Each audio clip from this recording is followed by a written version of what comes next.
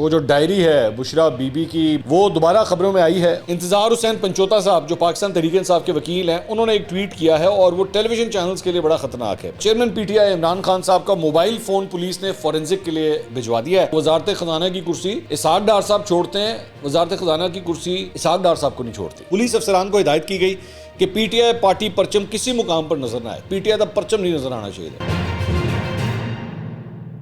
السلام علیکم ناظرین، میں ہوں منصور علی خان، اپنے ڈیجیٹل چینل کے اوپر آپ کو خوش آمدید کہوں گا۔ ناظرین، اس ویڈیو میں بڑی انٹرسٹنگ خبریں، دوبارہ وہ جو ڈائری ہے بشرا بی بی کی مبینہ ڈائری کہنا چاہیے، وہ دوبارہ خبروں میں آئی ہے اور اس مرتبہ اس کے بارے میں کیا خبریں ہیں اس کی ڈیٹیل سے بھی آپ کو آگاہ کریں گے۔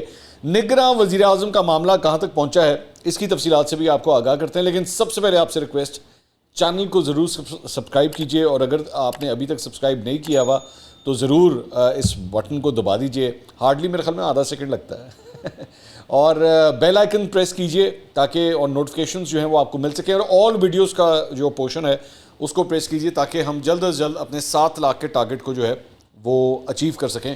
ماشاءاللہ بڑی تیزی سے جو ہے مور دین 50% اب ہم اچیو کر چکے ہیں۔ آئیں جی خبروں کی طرف جلدی آتے ہیں۔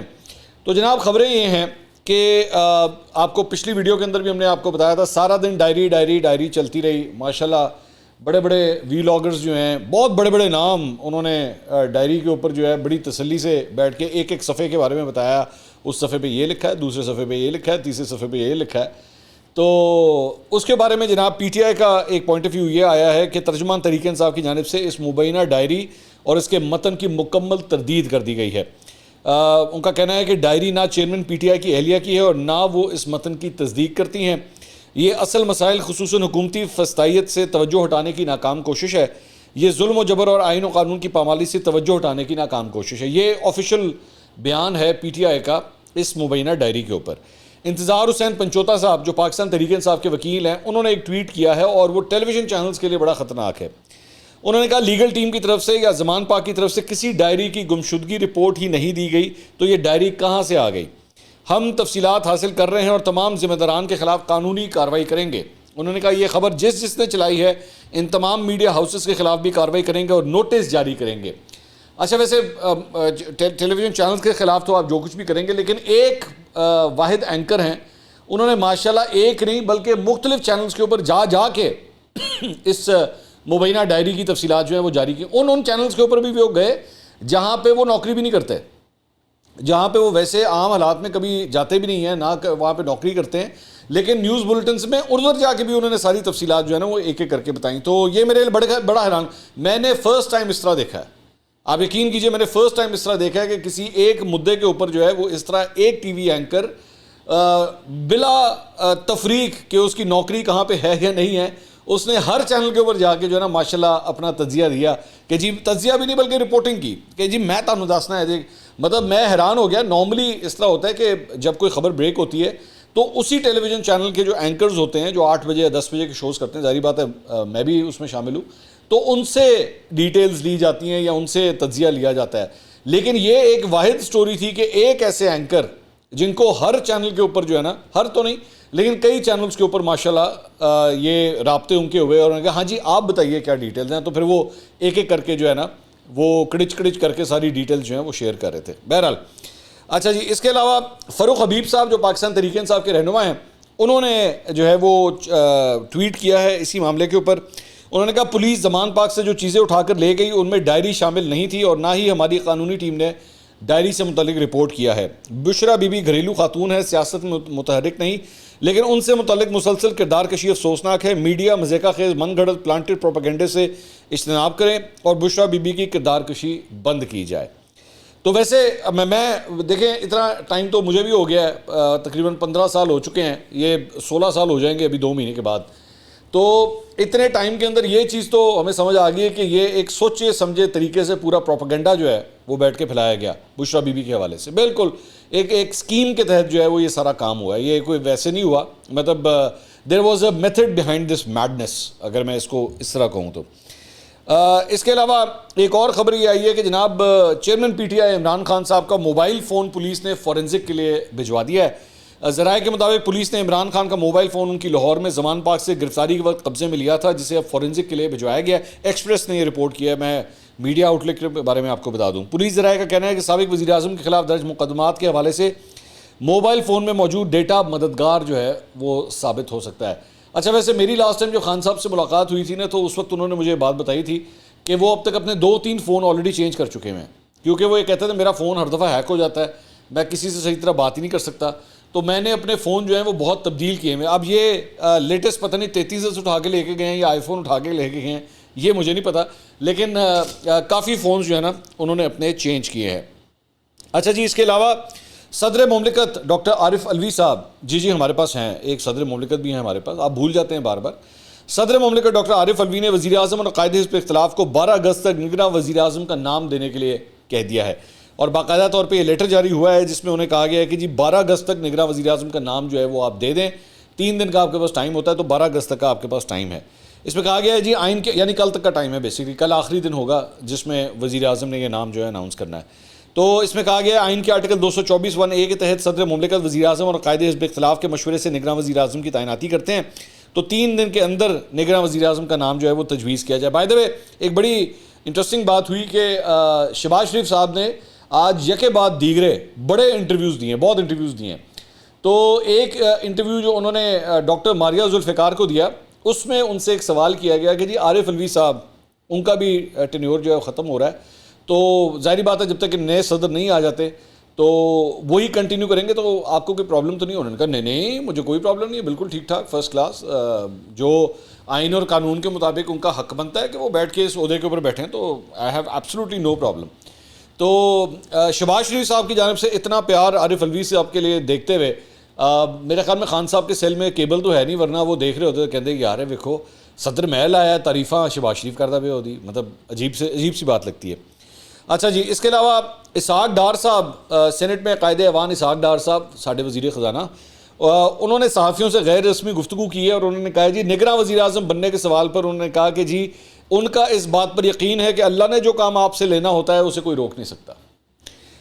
4تھی بار وزارت خزانہ کا عہدہ نہیں مانگا تھا، اللہ نے 5 سال بعد اسی کرسی پہ بٹھا دیا، کسی سینیٹر کے نگراں وزیر اعظم یا نگراں وزیر بننے میں کوئی قانونی رکاوٹ نہیں ہے۔ مطلب تسی یہ سمجھ لو کہ نکی جی ہاں ہے، مطلب انہوں نے کہا کہ جی ساڈے والوں نکی جی ہاں ہے، بس تسی گل کرو ساڈے نال، اسی تیار بیٹھے ہیں۔ تو اور انہوں نے کہا کہ جی میں وزیر خزانہ نہیں بننا چاہتا، میں نے چک کے رکھتا ہے انہوں نے کہ جی تسی ہے وزیر خزانہ۔ تو یہ بھی معصومیت ہے، یہ بھی بڑی معصومیت ہے کہ میں کمل کو چھوڑتا ہوں، کمل مجھے نہیں چھوڑتا۔ تو وزارت خزانہ کی کرسی اسحاق ڈار صاحب چھوڑتے ہیں، وزارت خزانہ کی کرسی اسحاق ڈار صاحب کو نہیں چھوڑتی، مطلب یہ اس طرح ہے۔ اچھا جی، اس کے علاوہ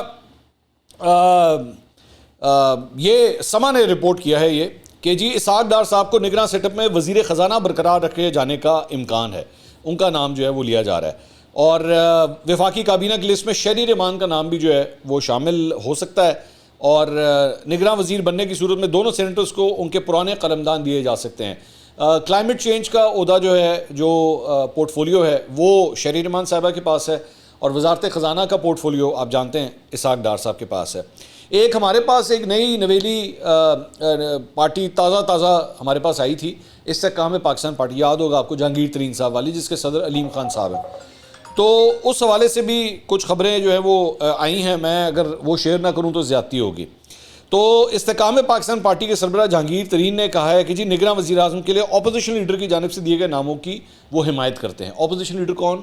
راجہ ریاض صاحب جو ہیں بیسکلی تو ویسے ہی ترین کیمپ سے تعلق رکھتے ہیں، اور اس سے پہلے جب آپ کو یاد ہوگا جب عمران خان صاحب کے خلاف جب ووٹ آف نو کانفیڈنس آ رہا تھا تو ترین صاحب کا گروپ جو تھا اس میں راجہ ریاض صاحب بھی شامل تھے، اور الٹیمیٹلی پھر یہ اپوزیشن لیڈر بن گئے۔ انہوں نے کہا کہ نگراں وزیر اعظم کے لیے اپوزیشن کے تجویز کردہ نام کا انتخاب زیادہ بہتر ہوگا۔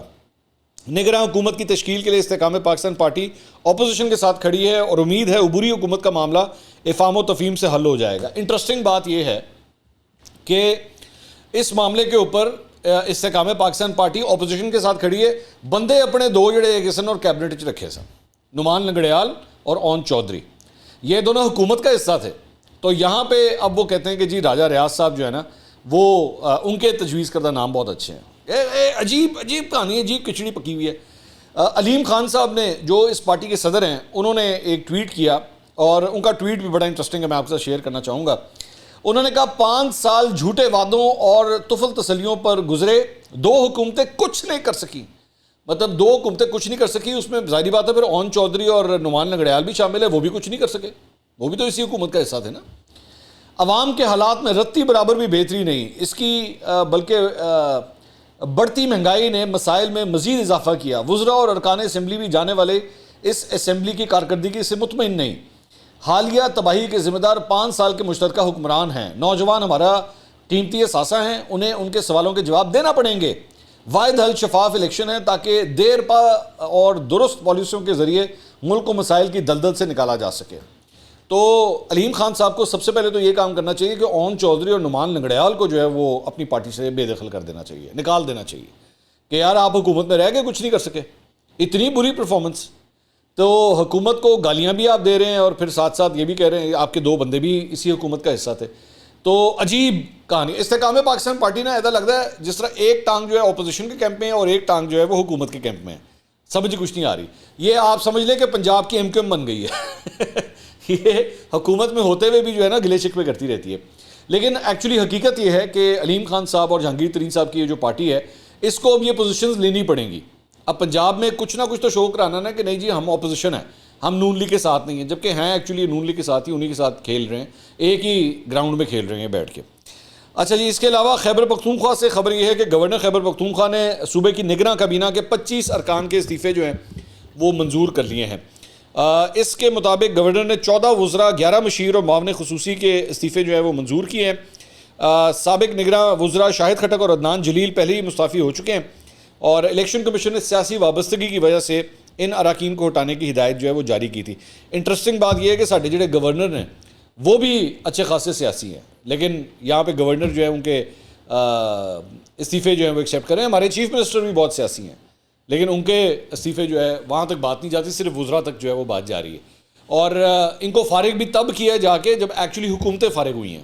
جب اسلام آباد کی وفاقی حکومت فارغ ہوئی ہے تب جا کے آخرکار جا کے اس کابینہ سے جان چھڑائی گئی جو پوری طرح سیاسی تھی, کافی حد تک سیاسی تھی. اچھا جی, اس کے علاوہ گورنر سندھ کامران ٹسوری نے وزیر اعلیٰ سندھ مراد علی شاہ کی ایڈوائس پر سندھ اسمبلی جو ہے وہ توڑ دی ہے. بلوچستان اسمبلی ابھی تک نہیں ٹوٹی ہے جب تک یہ ویڈیو ریکارڈ ہو رہی ہے. تو 2 اسمبلیاں اب جو ہے وہ ٹوٹ چکی ہیں, تحلیل ہو چکی ہیں. تو بلوچستان کا ابھی تک نمبر نہیں آیا ہے. اس پہ وزیر اعلیٰ سندھ مراد علی شاہ نے اس کے اوپر سگنیچر بھی کر دی اور وہ اسمبلی خود لے کے گورنر ہاؤس پہنچے. کامران ٹسوری صاحب نے اس اسمبلی کے اوپر دستخط کر دیا اور ساتھ ہی صوبائی کابینہ جو ہے وہ تحلیل ہو گئی. مدت مکمل ہونے سے قبل اسمبلی ٹوٹنے پر 3 دن میں وزیر اعلیٰ سندھ اور اپوزیشن لیڈر نے نگراں وزیر اعلیٰ کے لیے مشاورت کرنی ہے. یہاں پہ بھی وہی فارمولہ ہے جو اوپر اسلام آباد کے اندر چل رہا ہے.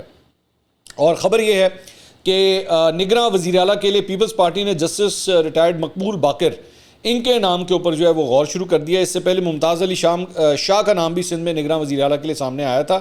اپوزیشن کی جانب سے شعیب صدیقی اور یونس ڈھاگا ان کے نام جو ہے وہ سامنے آئے تھے. MQM پاکستان اور GDA کے مذاکرات میں ڈاکٹر صفدر عباسی کے نام پر بھی مشاورت کی گئی تھی. مقبول باقر صاحب کے بارے میں آپ کو بتا دوں کہ سابق جج رہ چکے ہیں سپریم کورٹ کے, اور مقبول باقر صاحب جو ہیں انہوں نے جو آنے والے چیف جسٹس ہیں جسٹس قاضی فائز عیسیٰ, ان کے ریفرنس ان کے خلاف جو کیس تھا اس میں جسٹس قاضی فائز عیسیٰ کے حق میں جو ہے وہ فیصلہ دیا تھا.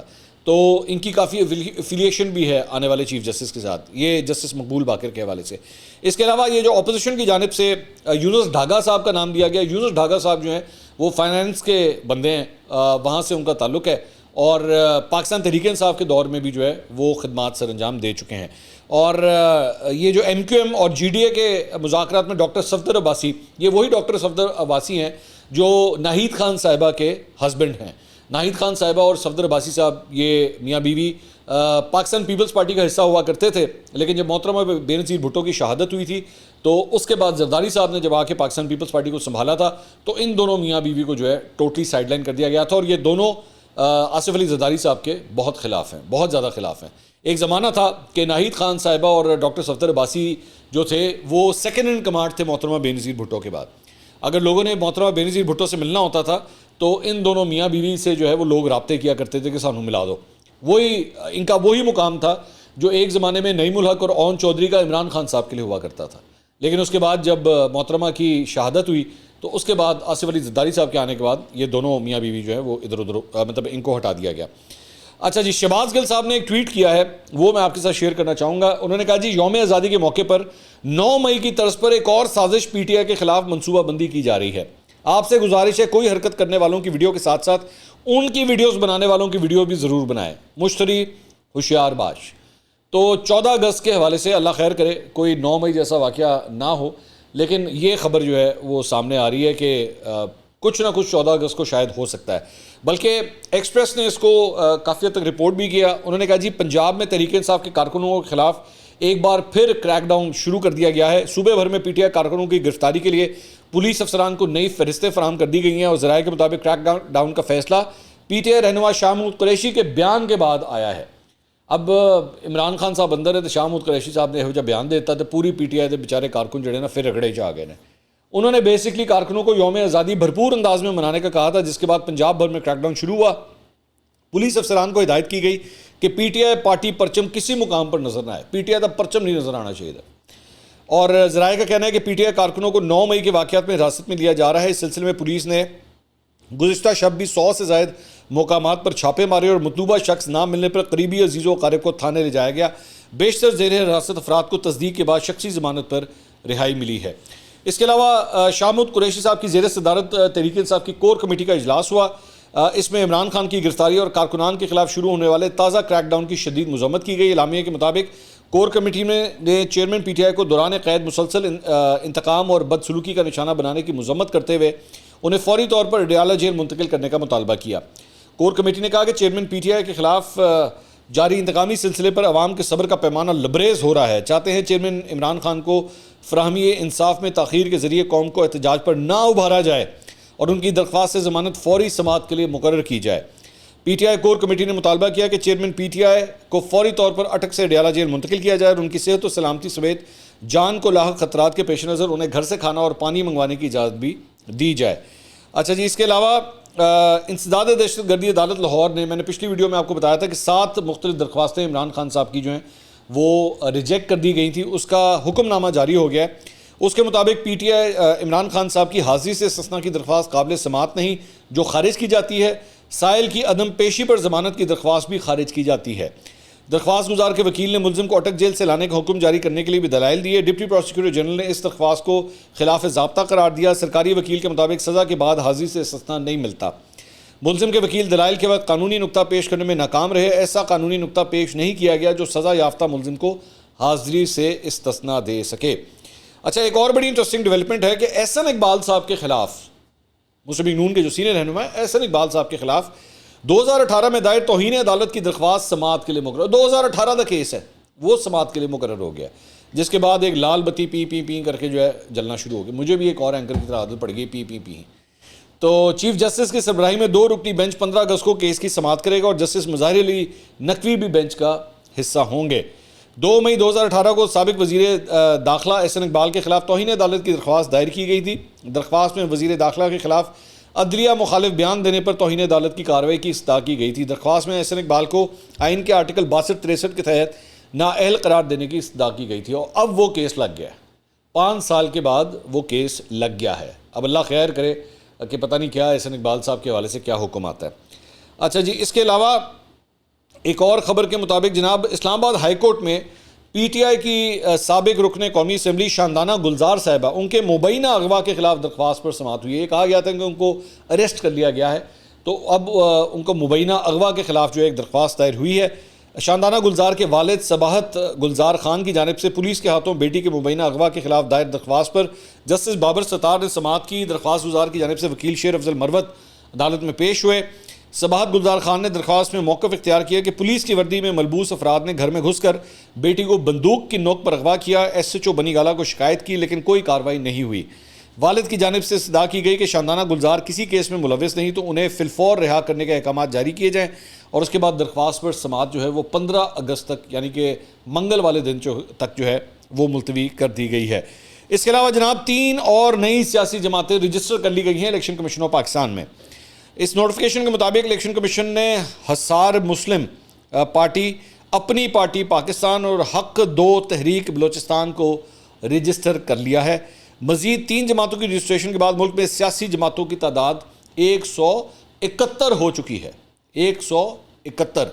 اب اس میں سے کتنی کو الیکشن لڑ سکتی ہیں اور کتنوں کی ضمانتیں ضبط ہوں گی، یہ حساب کتاب میں آپ کے اوپر ہی چھوڑتا ہوں. اس کے علاوہ ڈاکٹر یاسمین راشد اور عمر سرفراز چیمہ نے 9 مئی کے مقدمے میں ضمانت پر رہائی کی درخواستیں دائر کر دی ہیں. درخواستوں میں موقف اپنایا گیا ہے کہ پیٹرول بم پھینکنے اور پولیس گاڑیاں جلانے کے الزام کا کوئی ثبوت موجود نہیں. مقدمہ نمبر 97 اور 108 میں تفتیش مکمل ہو چکی ہے. درخواست گزاروں کو بطور سزا غیر معینہ مدت تک جیل میں قید نہیں رکھا جا سکتا. انسداد دہشت گردی عدالت سے استدعا کی گئی ہے کہ یاسمین راشد اور عمر سرفراز چیمہ کو ضمانت پر رہا کیا جائے. یہ جناب اب تک کی خبریں تھیں. اگلی ویڈیو میں انشاءاللہ آپ سے دوبارہ ملاقات ہوگی. اللہ حافظ.